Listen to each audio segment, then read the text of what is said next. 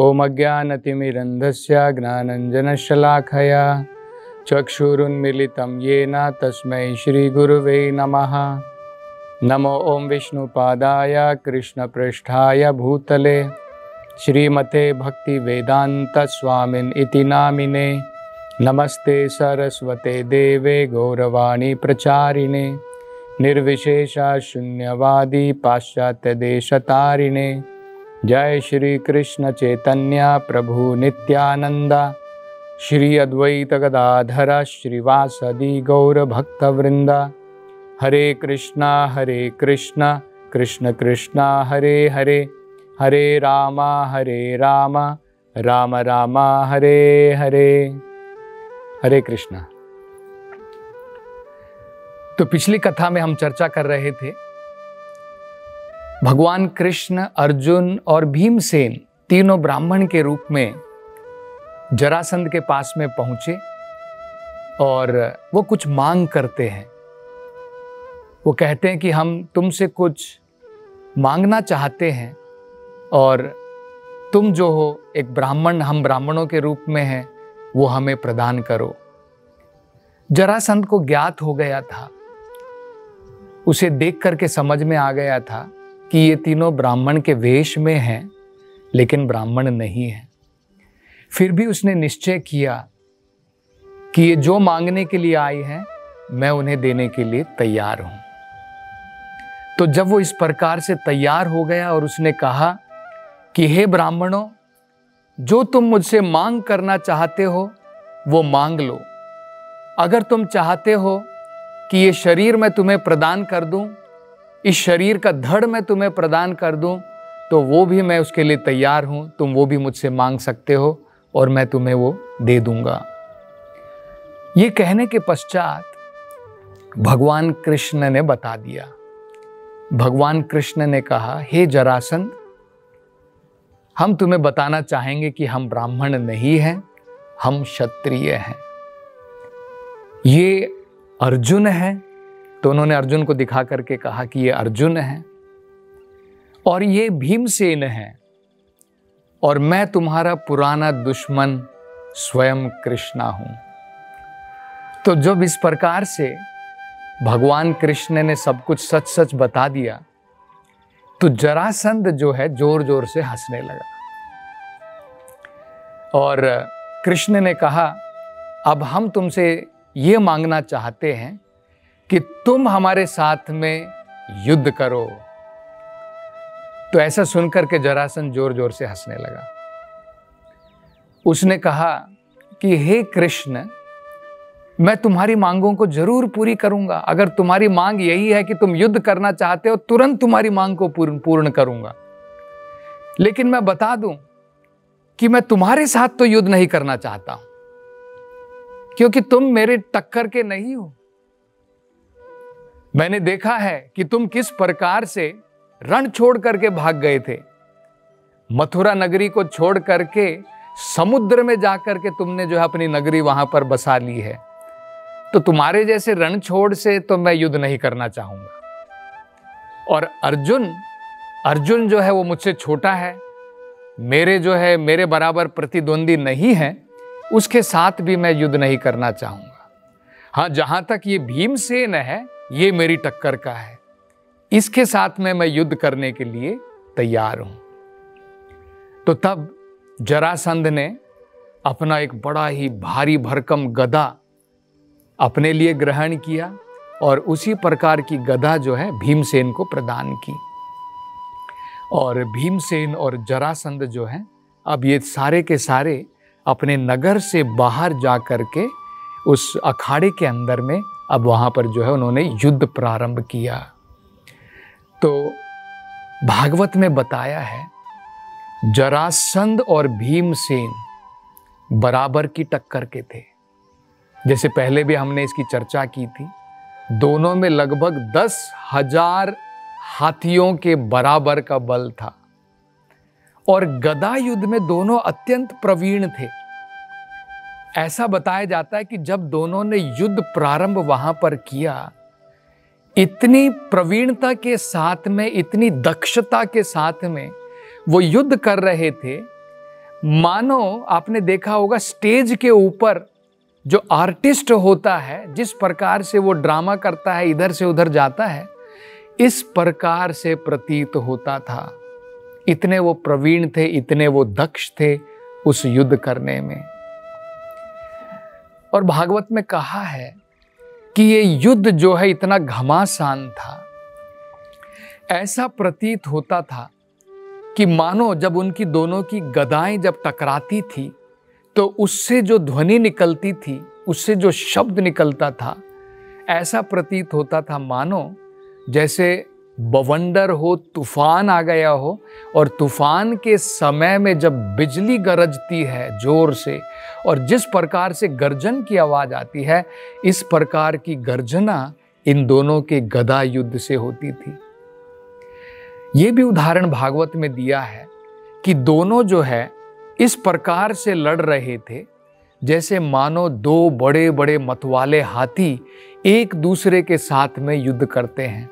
और जब उनकी हाथी के जो बड़े बड़े दांत होते हैं जब आपस में टकराते हैं और जिस प्रकार की ध्वनि उसमें से निकलती है, जैसे कई बार हमने शायद हो सकता है हाथियों के युद्ध को ना देखा हो, लेकिन जब जो बैल होता है उसके बड़े बड़े सींग होते हैं, दूसरे बैल के साथ में टकराता है, किस प्रकार की गर्जना निकलती है, उस प्रकार की हाथियों की जब आपस में उनका जब युद्ध होता है, जब अपने हाथी दांत के द्वारा एक दूसरे के ऊपर वो जो है आक्रमण करते हैं, उस प्रकार का प्रतीत होता था।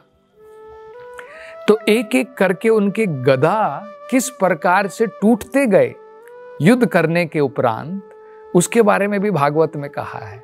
उसमें कहा है कि जैसे मान लो हाथी क्या करता है, दो हाथी एक खेत के अंदर में घुस जाते हैं और खेत के अंदर में मान लो कि बड़ी बड़ी फसलें हैं और खासकर जो है गन्ने की फसलें होती है।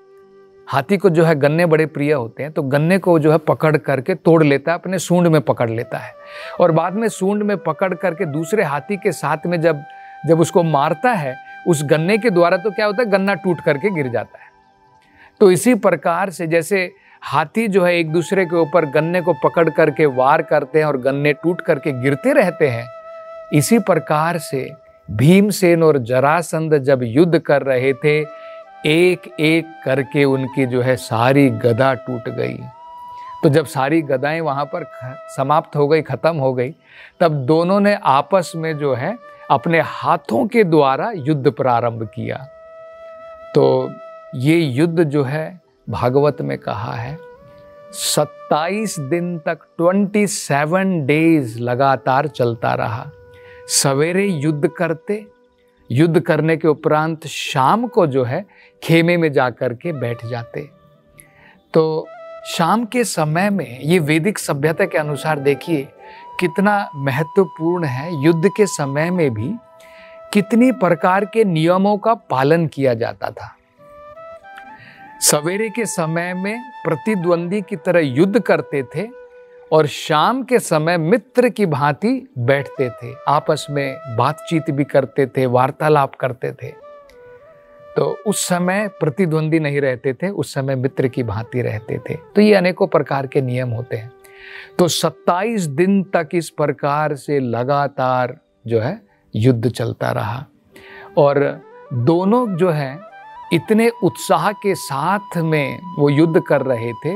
27 दिन के उपरांत भी उनकी शक्ति जो है क्षीण नहीं हुई, वो भी कम नहीं हुई और उसके उपरांत भी बड़े ही उत्साह के साथ में, जैसे पहले दिन उन्होंने जब प्रारंभ किया था 27वें दिन के बाद भी उसी प्रकार का युद्ध कर रहे थे।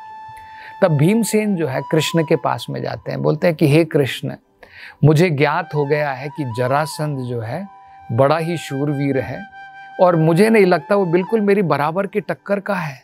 27 दिन बीत चुके हैं, मैं उसको परास्त नहीं कर पाया हूँ, उसको मार नहीं पाया हूँ, तो मुझे नहीं लगता कि मैं उसे इस प्रकार से हरा पाऊंगा। भगवान आप ही कुछ कीजिए। तब भगवान जो है वो कहते कि तुम चिंता मत करो। तो जब 28वें दिन जब इस प्रकार से दोबारा युद्ध प्रारंभ हुआ, तब भगवान जो है उसके बारे में जानते थे। तो भगवान ने भीमसेन को अवगत कराया उसके इतिहास के द्वारा कि जरासंध जो है उसका जन्म किस प्रकार से हुआ था। तो जरासंध का जन्म जो है 2 माताओं के द्वारा हुआ था। 2 माताओं के द्वारा आधा आधा हिस्सा जो है उसके शरीर का, उसका जन्म हुआ था। तो जैसे मान लीजिए हमारा शरीर है, ये शरीर को अगर हम ऐसे आधे में बांट दें, आधा भाग इस तरफ, तो आधे भाग में क्या क्या आ जाएगा? हमारा आधा सर आएगा, एक आंख आ जाएगी, आधा मुख आएगा, एक हाथ आ जाएगा, एक पाँव आ जाएगा। इसी प्रकार से दूसरा आधा हिस्सा। तो इस प्रकार से जब उसका जन्म हुआ तो उनके पिताजी ने सोचा कि ये तो बेकार है, ये तो मृत है, और इस प्रकार के बच्चे की इनका मैं क्या करूँगा। तो उसने क्या किया, जो दोनों माताओं से इस प्रकार का अर्ध अर्ध जो उसका जन्म हुआ था, जंगल में जाकर के उसने फेंक दिया। तो जंगल में जाने के बाद में जब उन्होंने इस प्रकार से फेंक दिया तो वहाँ पर एक मायावी जो है राक्षसी रहती थी, जिसका नाम था जरा। तो इस जरा नाम की उस मायावी राक्षसी ने, उसको ये ज्ञान था, उसने क्या किया, उसने दोनों हिस्सों को लिया और आपस में जो है जोड़ दिया। तो इसलिए इसका नाम पड़ा जरासंध, जिनको जोड़ा गया जरा के द्वारा, तो इसका नाम पड़ा था जरासंध। इसी प्रकार से तो भगवान उसके जन्म के बारे में जानते थे। वो जानते थे कि जरासंध का जन्म 2 हिस्सों के जुड़ने से हुआ है, इसकी मृत्यु भी 2 हिस्सों को अलग अलग करने से होगी। तो भगवान ने युद्ध के समय में भीमसेन को एक नीचे से घास का भगवान ने तिनका उठाया, और तिनके उठाने के बाद में भगवान ने जो है घास के तिनके को इसी प्रकार से 2 हिस्सों में फाड़ करके अलग अलग जगह पर फेंक दिया। तो भीमसेन को ज्ञात हो गया उनको क्या करना है।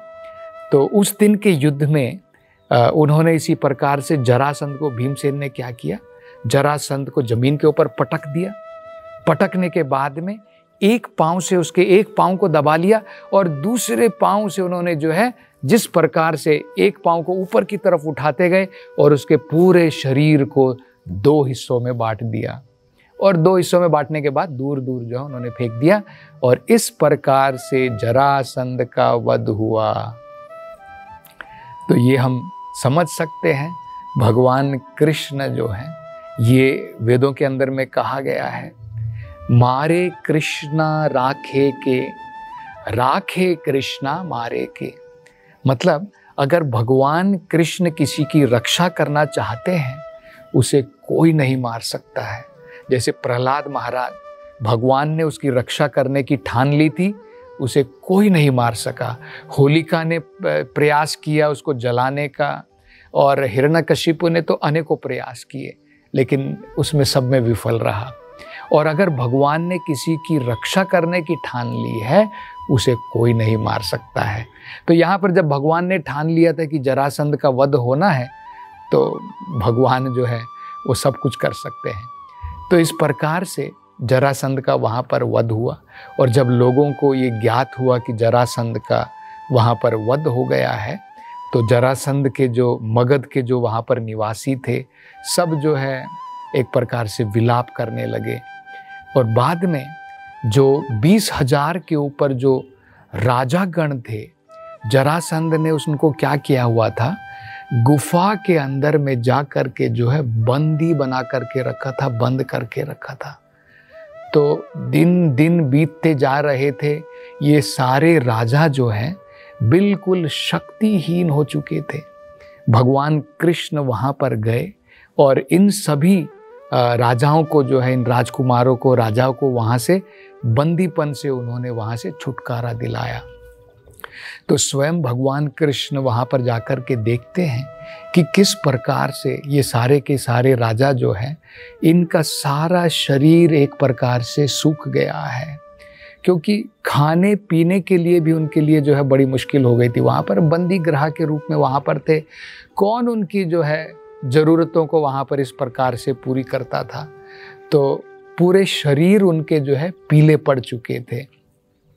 अब भगवान के साक्षात दर्शन करने के पश्चात भागवत में कहा है, उनके शरीर के अंदर में प्राण वापस आ गए।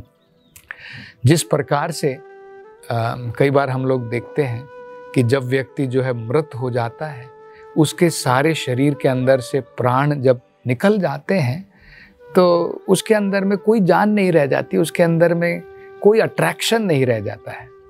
तो ये सारे के सारे राजा जो हैं, उनकी स्थिति, उनकी परिस्थिति इस प्रकार से हो गई थी।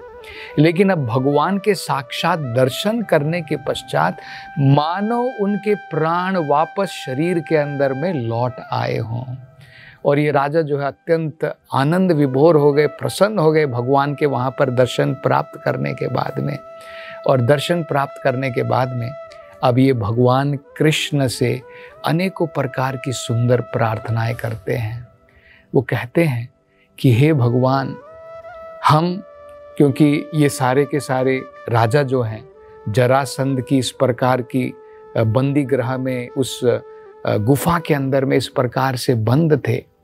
तो जैसे हम इस भौतिक संसार के अंदर में देखते हैं, हम जीव भी संसार के अंदर में एक प्रकार से बंद हैं। तो कहते हैं कि भगवान, इस भौतिक संसार के अंदर में अनेकों जो जीव हैं, वो सब इस संसार के अंदर में बंद हैं, बंदी गृह है। इस संसार को भी कारागार कहा जाता है। इस कारागार से केवल भगवान की कृपा मात्र से हम छुटकारा प्राप्त कर सकते हैं। तो बड़ी ही सुंदर वो प्रार्थनाएं करना प्रारंभ करते हैं। और भगवान कृष्ण से वो क्या क्या सुंदर प्रार्थनाएं करते हैं, इसकी चर्चा हम अगली कथा में करेंगे। हरे कृष्ण।